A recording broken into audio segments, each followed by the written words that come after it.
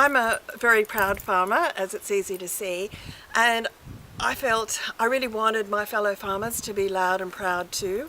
Farmers haven't traditionally been very good at sharing their story, and so I made it a mission to change that culture. And so I do honestly believe that farmers now realise that that's a mistake they've made in the past, but they don't have the skill sets to be comfortable going out there and doing that. So I'm part of a team that's been designing events and activities that provide skill sets, media and communication skill sets for young farmers particularly, through our program called the Young Farming Champions program. And then we have a program that goes into schools called the Archibald Prize.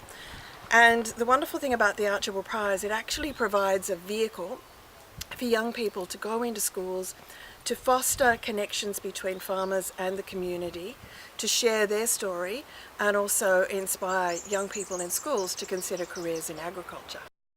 In today's world, while people love farmers, they're getting more and more concerned about modern farming practices. In 1950, one Australian farmer fed 20 people. Today, one Australian farmer feeds 700 people. That only happens with innovation and technology. But we have a mindset, and this is right across the world, where people would prefer that farming go back to the way it was in the 50s. We can't solve today's problems using 20th century thinking and technology. So it's really important that farmers start to take people along the journey and make sure that people are comfortable with how we're farming, and to ensure that our farming practices meet or exceed the community's expectations. And the best way to do that is not talk at people. It's to give people ownership of what you're doing and take them on the journey with you. And that's what we do in schools. I mean, young people might only be 20% of the population, but they're 100% of the future. So they're the perfect place to start. So what I would really like to see is closer working relationships with farmers and the community, and that acknowledgement that if we're going to, particularly in the way, the importance of having healthy catchments, that every single Australian deserves clean air and clean water, and have that guarantee that the landscape that supports us is being nurtured. That's a shared responsibility.